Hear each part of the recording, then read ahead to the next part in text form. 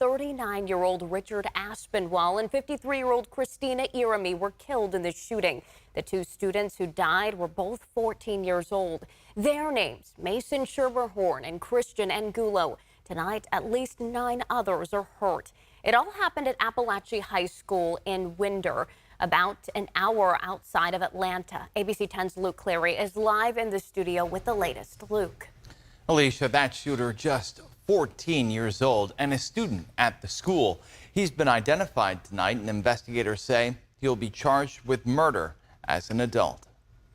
The terrifying scenes that are now all too familiar. Students pouring out of a school after a 14-year-old fellow student allegedly opened fire. State and federal law enforcement racing to Appalachia High School in Winder, Georgia, northeast of Atlanta, just before 10:30 in the morning. Authorities identifying the victims as two 14-year-old students and instructors, Richard Aspinwall and Christina Irami, offering condolences. This is everybody's worst nightmare. Georgia Governor Brian Kemp. I just want to offer my sincere condolences and our thoughts and prayers to the families that have lost loved ones. Students were taken out to the football field. Gwendolyn Cook recording this video as she rushed to that football field to find her granddaughter along with hundreds of other frantic, terrified parents. Many had to run miles to get to their kids because of all of the roadblocks in the area.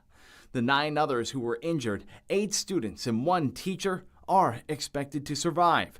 The suspected shooter, identified as 14-year-old Colt Gray, used an assault-style rifle, authorities say. 2 school resource officers encountered him within minutes after a report of shots fired went out. And when they interjected, or when this shooting began, they interacted with the shooter, Mr. Gray, and as soon as they made contact with him, he gave up immediately.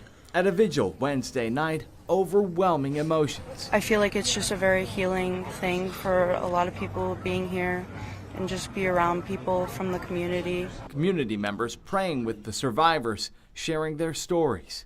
Once we heard banging at the door and the SWAT came to take us out, that's when I knew that it was serious and I could potentially lose my life.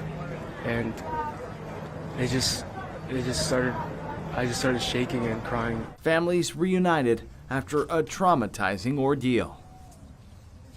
And the sheriff's office said that they had interviewed the teenage suspect after the FBI received tips in May of last year about online threats to commit a school shooting.